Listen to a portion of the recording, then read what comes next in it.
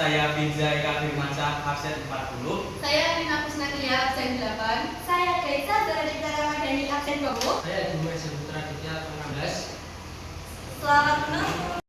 Teman-teman tahu nggak sih siapa itu Sunan Kudus?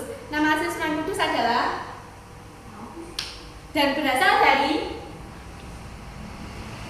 satu peninggalan Sunan Kudus adalah Masjid dan Menara Kudus yang disebut juga Masjid Al-Manar atau nama resminya Masjid Al-Aqsa Menara Kudus. Berada di Kabupaten Kudus, Jawa Tengah yang memiliki gaya arsitektur Islam, Hindu, Buddha. Masjid ini didirikan pada tahun 1549, digunakan untuk beribadah dan berziarah ke makam Sunan Kudus. Masjid ini menjadi pusat keramaian saat festival dan dangan saat menyambut bulan Ramadan. Salah satu peninggalan Sunan Kudus adalah tembang Macapat. Tembang Macapat atau lagu Jawa menjadi peninggalan Sunan Kudus yang wajib dilestarikan. Ada tembang Mijil dan Asmorodono yang digubah oleh Sunan Kudus sebagai salah satu media dakwahnya. Tembang tersebut mengandung nilai-nilai ajaran agama Islam. Melalui metode ini, dakwah Sunan Kudus dapat diterima dengan mudah oleh masyarakat pada saat itu. Korban non sapi di Kudus terdapat budaya korban non sapi yang dilakukan oleh masyarakat sampai sekarang. Ada sebuah anjuran dari Sunan Kudus sejak masa dakwahnya dulu bahwa untuk meningkatkan toleransi terhadap umat Hindu di Kudus sebaiknya tidak berkorban hewan sapi di hari raya Idul Adha. Sebagai gantinya masyarakat Kudus berkorban kerbau. Tradisi dandangan merupakan festival penyambutan Ramadan yang dimulai dari Sunan Kudus. Tradisi ini merupakan pengumuman awal bulan Ramadan yang ditandai dengan pembukaan hidup. Tradisi Ramadan ini pertama kali digelar pada tahun 1459 Hijriah 454 Masehi.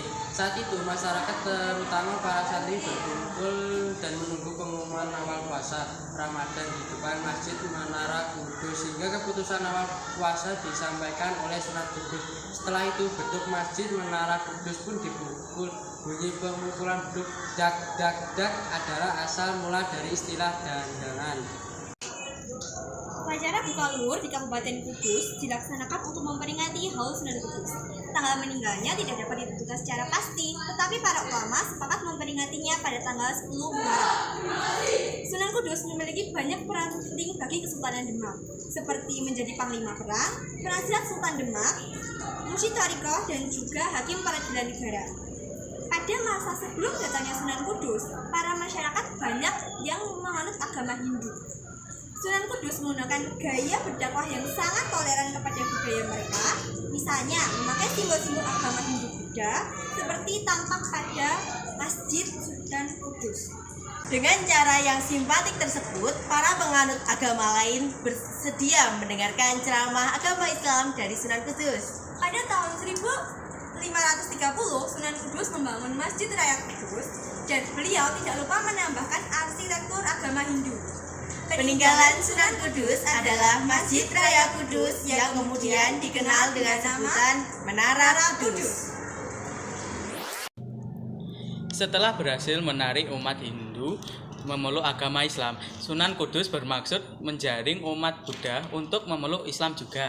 Akhirnya usaha itu pun membuahkan hasil sehingga banyak orang yang beragama Buddha membondong-bondong memeluk Islam.